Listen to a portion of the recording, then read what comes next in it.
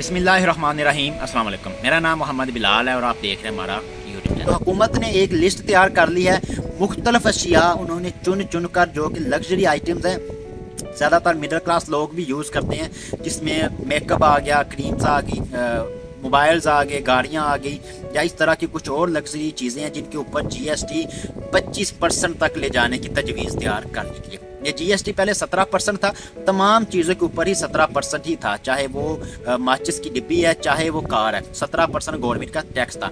लेकिन अब उस 17% को बढ़ाकर 18% कर दिया गया और 18 को भी बढ़ाकर 19% तक ले जाने की तैयारी की जा रही है। लेकिन 19 तक तो होगा तमाम प्रोडक्ट्स के ऊपर, लेकिन कुछ प्रोडक्ट्स की कैटेगरी को चेंज करके उसके ऊपर जो GST है वो 25% तक लगाने की तैयारी की जा रही है। उसके साथ जो सबकी बुनियादी ज़रूरत है वो है गंदम, और गंदम का गवर्नमेंट ने आज रेट निकाला है और तमाम लोग मुतफिका तौर पर 3900 रुपया फ़ी मन एक रेट गंदम का सरकारी सतह के ऊपर निकाला गया है, और ये रेट आवाम को दिया गया कि इसके मुताबिक आप अपना जो गंदम है वो आवाम को फ़रोख्त करें। लेकिन आप लोगों को भी पता है कि जो 3900 रुपये वाली गंदम है वो मार्केट में अवेलेबल नहीं है। अगर अवेलेबल होगी भी तो कुछ लोगों ने गंदम को कैटेगराइज किया होता है। मिसाल के तौर पर गंदम आई है, उसके अंदर आप पंजाबी में वो जिसे कहते हैं छानना मारते हैं, तो उसमें से वो छांटते हैं जब गंदम को, तो कुछ दाने बारीक होते हैं, और जो मोटी गंदम होती है वो साइड पे कर लेते हैं, जो बारीक गंदम होती है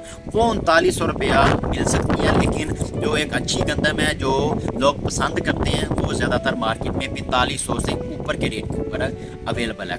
इसके साथ एक बड़ी इंटरेस्टिंग खबर है, वो हम सुनाते हैं आपको सराजुल हक के बारे में। सराजुल हक का एक बयान आया है कि मेरे पास बहुत सारे लोगों की लिस्टें मौजूद हैं, तादाद अभी मैं आपके साथ शेयर नहीं कर सकता क्योंकि उन्होंने भी एक फिक्र दी कि मेरे पास ऐसे लोगों की लिस्टें मौजूद हैं जिनके पास पाकिस्तान की 400 अरब रुपए से ज़ायद की जायदादें मौजूद हैं, और साथ में ये क्लेम भी किया है कि ये जो जायदादें उनके पास मौजूद हैं वो किसी भी कोई ज़राए आमदन उनके पास ऐसा नहीं है जिसके बिना पर वो इतने ज़्यादा पैसे इकट्ठे कर सकें। उन्होंने 2 नंबरी से इकट्ठे किए, सियासी इंतकाम से इकट्ठे किए। साथ में ये क्लेम किया कि मैं मीडिया को ये बातें शेयर नहीं कर सकता, कोई गवर्नमेंट का अदारा आए जिस तरह के नैब, जिस तरह के FIA, और मेरे साथ वो आकर बैठे तो मैं उनके साथ ये लिस्टें शेयर करने के लिए तैयार। तो नाज़रीन, मिलते हैं इंशाल्लाह अगली वीडियो में।